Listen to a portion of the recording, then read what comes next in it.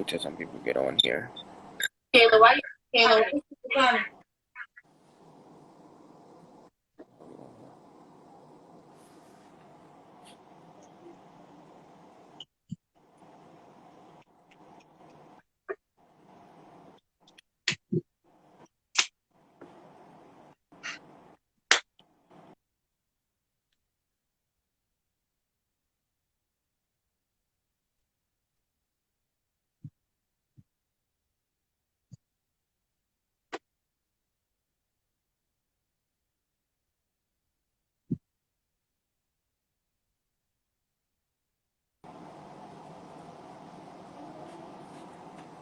Alright, we can get started, I guess.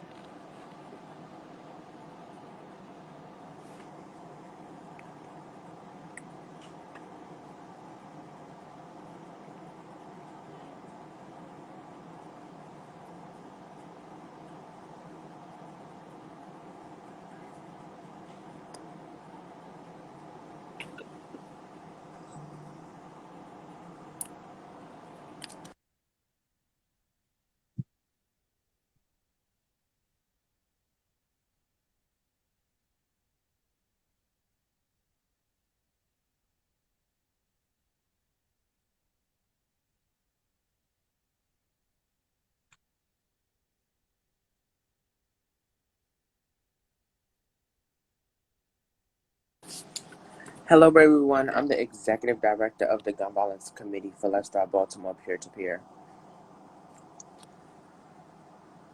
My name is Khary. I'm a youth ambassador for Lifestyle Baltimore, as well as the treasurer for the Gun Violence Committee, the Youth Gun Violence. So today we're going to watch a video, then we're going to answer a couple questions, and I'm going to play the video. And also for the people in the audience, feel free to answer some of the questions.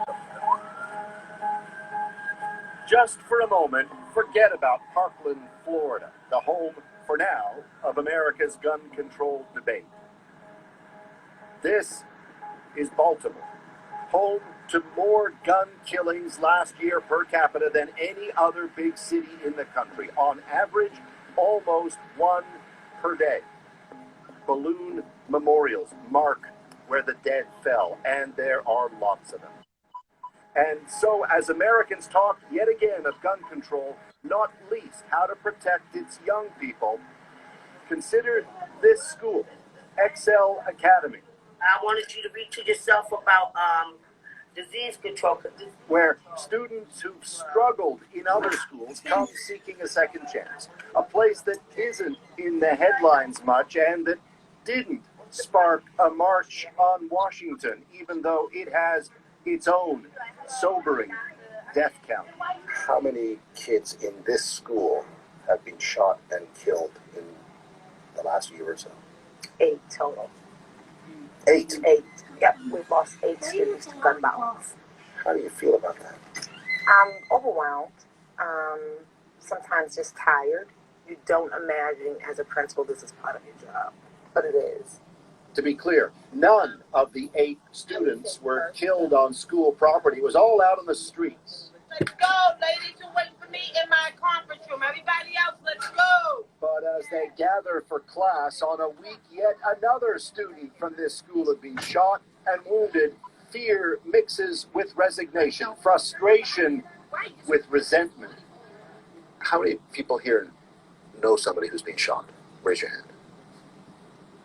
3 students who face not only that, but headlines these days that convince them no one's calling for tougher gun laws in their name. But a black person gets shot, do they do anything about it? No. When somebody got shot here, did Parkland come say something to us? No. Did we have a march? No. Baltimore doesn't get a voice all that big because the city is predominantly black.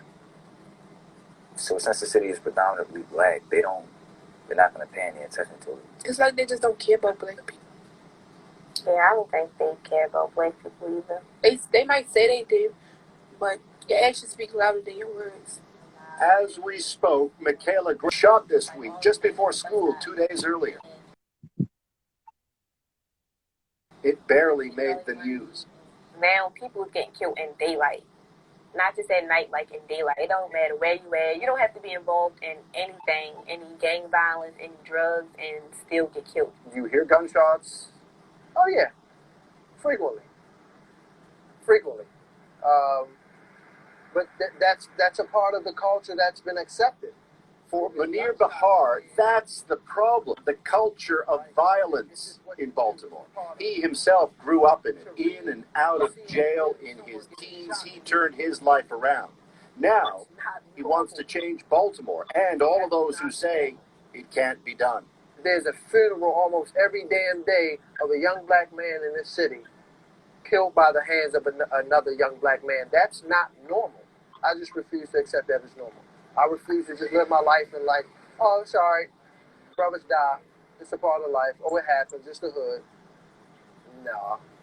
That's not real, and I refuse to accept it. Who would like to challenge themselves? Raise your hand, please.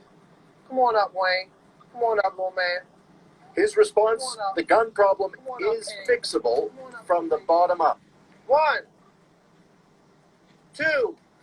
Munir started a program aimed at helping kids steer clear of violence. Yeah, my man got strong legs. In a city where so many gun deaths are within the black community. I want to see a young, successful man. He teaches discipline, focus, respect, with the view turning kids into better people will achieve far more than merely protesting for tougher gun laws. Health, education, literacy, mental health, recreation. If we're not doing this, but we're just demanding that things change without the ingredients of the change, I think that's just an absence of logic. People have died so that you have an opportunity to show your brilliance. You know when you're doing wrong, but you also know when you're doing right. The vast majority of young black men dying by guns in America are not being killed. They're not dying by AR-15s. So ban AR-15s, cool. It changes nothing in terms of the problem of homicides in the black community.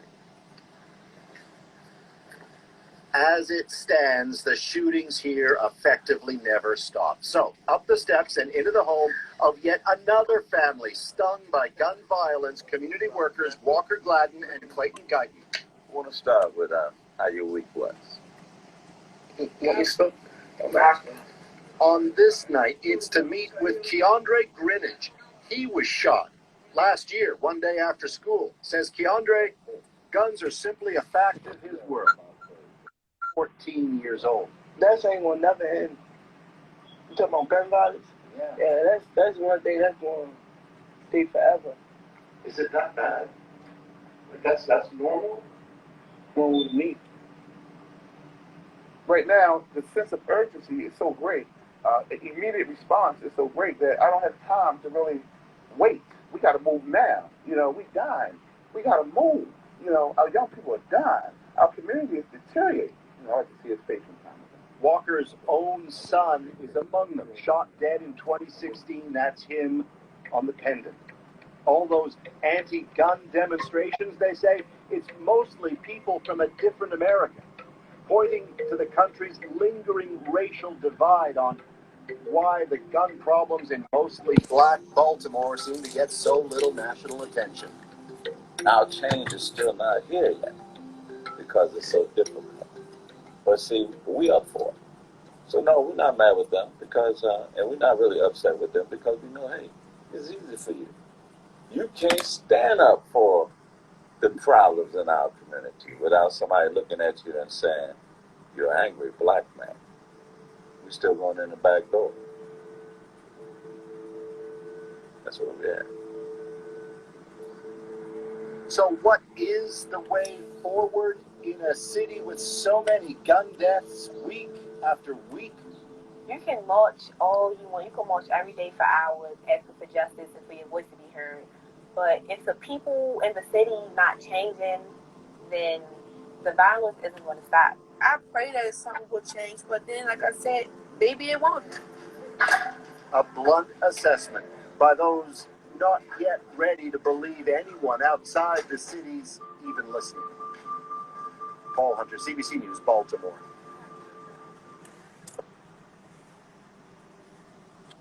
All right, everyone.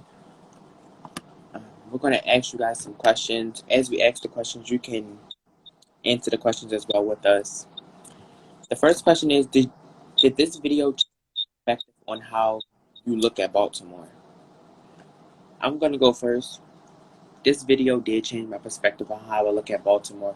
It just made me think that I need to go harder for my city and help change my city the best way I can by getting a large group of teens and youth in general to just help us change the city altogether. It also made me feel bad, and also made me feel like I want to get the word out to people who aren't aware of the issue. So a lot of times those people consist of like people that aren't necessarily as in touch as we are with what happens in Baltimore a lot of the times. And so that would just consist of like people like out of state. And it's like,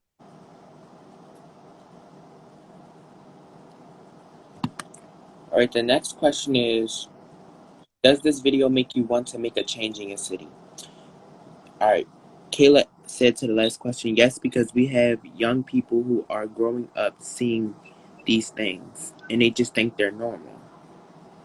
All right, so the next question is, does this video make you want to make a change? Yes, this video wants me to make a change in my city. And that's just... I agree, and I also got some inspiration from the guy at the end, Monier, I think his name was Monier. It also inspired me to want to change people and wanted to inform people and educate people about this stuff. Kayla said yes. Next question is, how did you feel about what the principal said when the school has lost 8 students to gun violence? That literally hurt me that the principal actually had to go through that, because to me, as being a principal and teachers and mentors and stuff like that, after the time that you done worked with these students, you grow bonds with them, even if they don't like you and stuff like that. You grow bonds with them as if they're your own children. So I know it pretty sure did hurt her to know that her students, let alone her children, died to gun violence. Yeah, I agree with you, and it's crazy because like because like how you said about bonds, teachers and students make a lot of bonds, especially like in the classroom, and they're kind of their mentors. And for a principal, you're not in charge of just one class of kids, you're in charge of everybody that goes there. Exactly. So it's like to lose 8 people, that's probably really hurt. Exactly. It just hurts them to know that. The next question is, how do you think you can make a change in your city?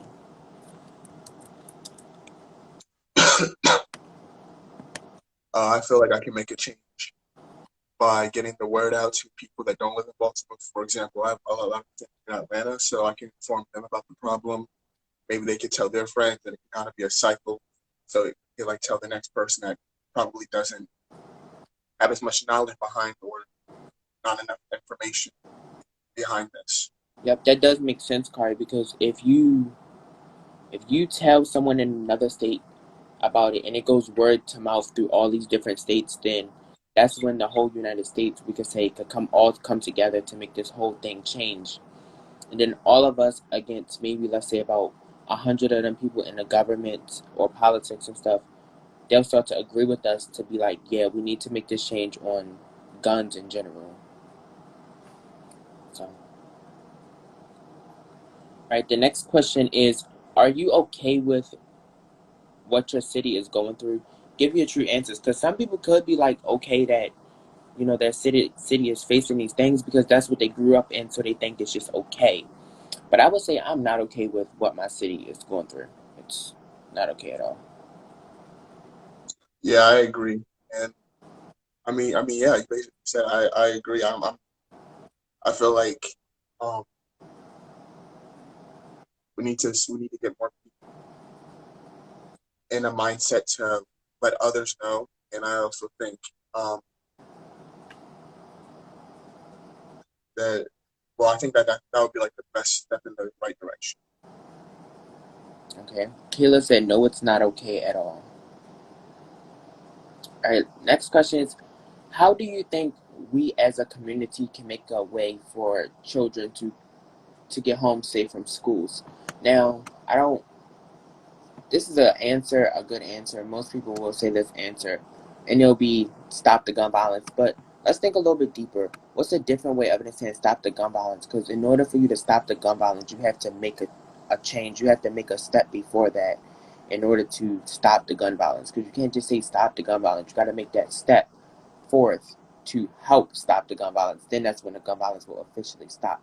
So yeah, that can be our big goal to stop violence, but what's the little goals that you need to help stop the gun violence is, and that's just our communities being able to just bond with each other, because people have not good attitudes where they can just walk out their door angry and try to take it out on someone. So the first thing I say needs to be done is communities need to get along with each other. Kayla said better transportation. What about you, Khary? I feel like we need to start reaching out to the youth more, and we need more mentors for the youth, because a lot of people don't have them. A lot of parents unfortunately die by gun violence. A lot of people's family members that they might look up to die by it. I feel like we need more older mentors for the youth to connect with, as well as people to reach out to them. Okay. Next question is,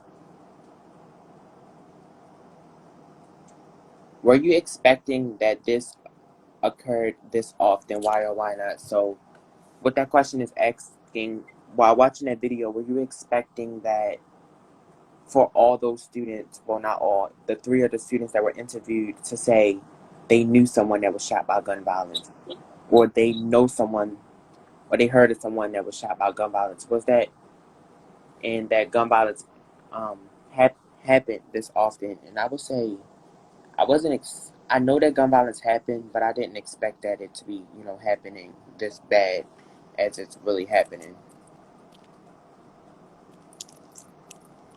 Yeah, I agree. I agree with that. Because unless you live like out of state, like the city newspapers and articles, things like that, if you just like look over those for like past couple of days, you'll see a lot more than uh, many people would expect. Uh, and like how you said, I also feel like that I was already expecting like a crazy amount of people, but for the guy at the end to say that it's almost like a young black man dies every day, that kind of puts it into perspective, the issue. Right?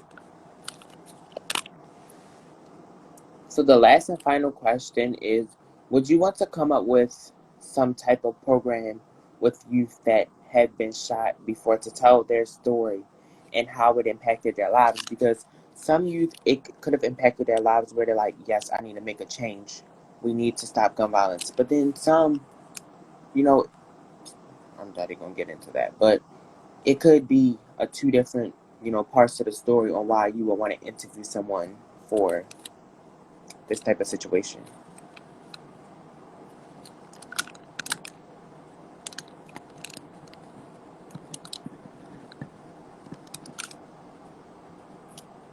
Khary, do you have a response to that one? Oh, sorry. Can you repeat that? I was looking at the chat. The question is, would you want to come up with some type of program with youth that have been shot before to tell their story and how it impacted their lives? Yeah, I would. I'm not sure the small detail, like what small details I can do to help this problem.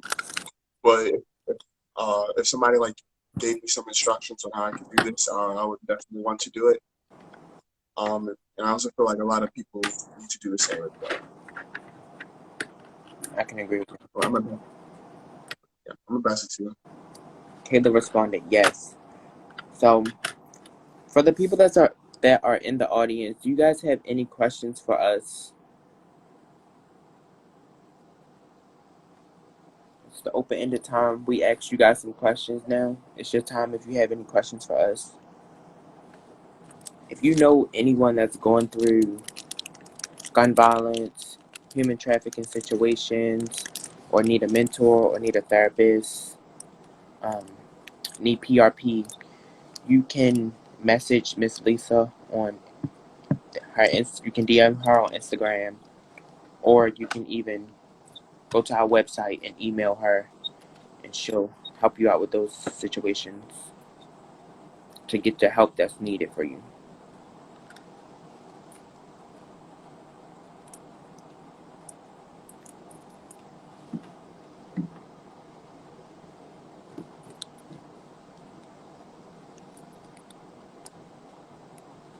All right, if that's it, then we're done here.